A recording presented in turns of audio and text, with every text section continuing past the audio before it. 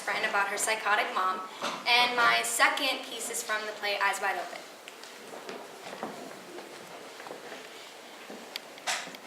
What do you know? Your mom's with someone, she's happy. My mom barely goes out. She says she'd rather stay home and clean the apartment.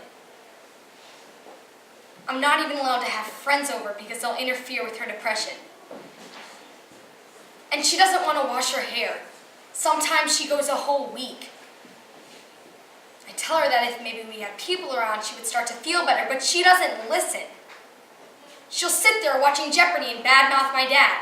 Same speech I've been hearing since he left. On and on and on and on, and then when he comes over to pick me up, she puts on lipstick. She doesn't wash her hair and she has on the same outfit she's worn for 3 days, but she puts on lipstick. I swear one night I'm going to go out and I'm just not going to come home. I just don't want to have to call her. You don't realize how lucky you are. You can do whatever you want. You could come home tomorrow and it's fine.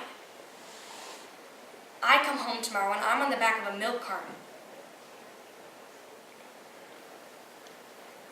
Oh, I had this really weird dream last night. I was on this high dive.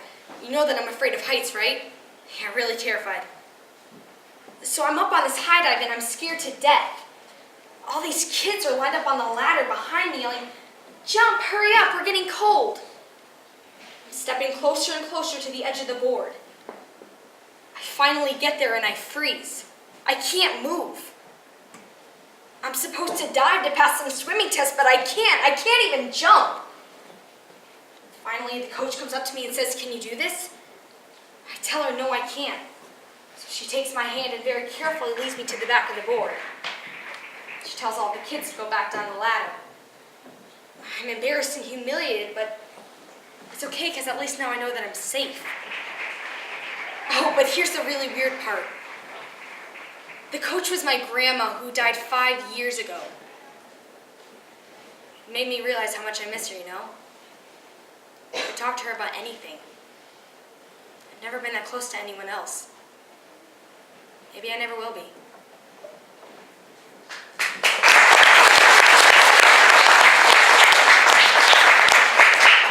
Did you ever wake up and know it was going to be your day? I did.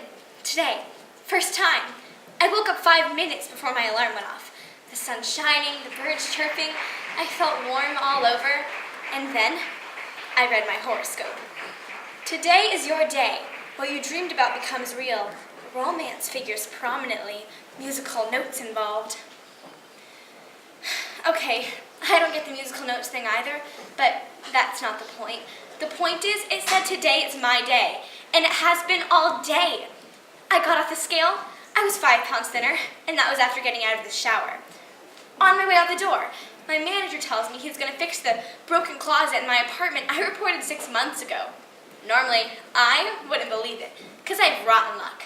But I've had this feeling all day. And that's leaving out the best part of my horoscope. Romance figures prominently. He's not here yet. Martin, my date. Actually, it's a blind date. Both Dan and I have blind dates tonight, which would normally scare me. To tell you the truth, I was terrified. Until this morning.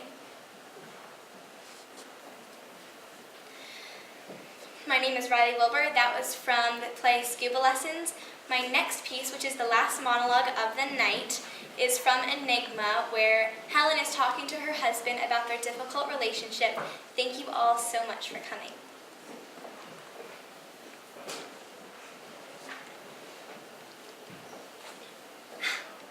I know you hate me. You have a right to. Not because I was faithless, but because I was cruel. I don't want to excuse myself, but I didn't know what I was doing. I didn't realize that I was hurting you. Yes, I've said that before, and you've answered me that that excuse might work for the first time, but not for the second and the third. You've convicted me of deliberate cruelty on that.